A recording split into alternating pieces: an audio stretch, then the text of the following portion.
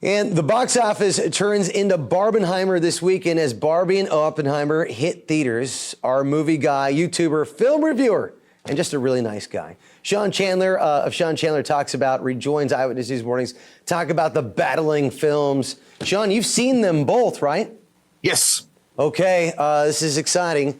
Of the two films, it appears the box office seems to say Barbie's going to have the most money this weekend, but when it all ends out, which film will be better of the two, you think? For me, it's going to be Oppenheimer. I'm a massive Christopher Nolan fan. This is the director of The Dark Knight, Inception, Dunkirk.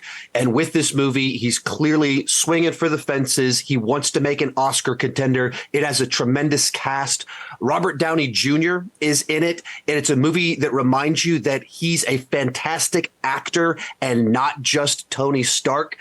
And it's a movie about essentially the creation of the atom bomb and the immediate and long-term ramifications of the creation of that technology. And it has so many different layers while being this character study. So I just thought it was a tremendous film. How does that play out? Because I like explosions on film, but you watch a nuclear bomb, especially in this case. How does that play out? So it is very careful in particular about the dropping of the bombs in Japan to not turn that in any way into spectacle. And so it treats that much more as a thing that people kind of hear about rather than, wow, look at this cool explosion. And so then it's more about the testing of the bomb when it comes to the spectacle side to that. Right. And it treats it in a way that is realistic, which is to say you're from the perspective of the people watching it and they're miles away. So an explosion miles away, you see it long before you hear it. And they use that in a way to be able to both mesmerize you, wow you with the size and of this massive explosion. But also then when the sound hits, it's able to give you both experiences of this is something that's terrifying. That's shocking if you stop to think about what this is. It's really interesting and creative how Nolan handled it. Let's move over to Barbie. Is it terrifying for kids? I mean, is it made for kids or is it not? How does it play out?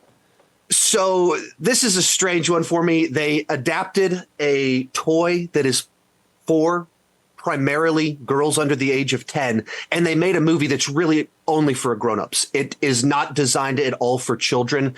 The film is really smart, maybe too smart for its own good. It can be very funny, but it's an exploration of essentially gender roles in modern day society. It looks at self-love and like the word patriarchy is used repeatedly as a punchline to jokes. But it's all handled on the assumption that the audience has prior knowledge for the jokes, for the messaging and the commentary. So this is a film that I would not really recommend for families at all. I did take my 9-year-old hoping that it would kind of spark some good conversations. Did she live she thought it was fine. She was like, it was kind of okay. But the quote from her when the movie ended was, I didn't understand any of the parts when everyone was laughing.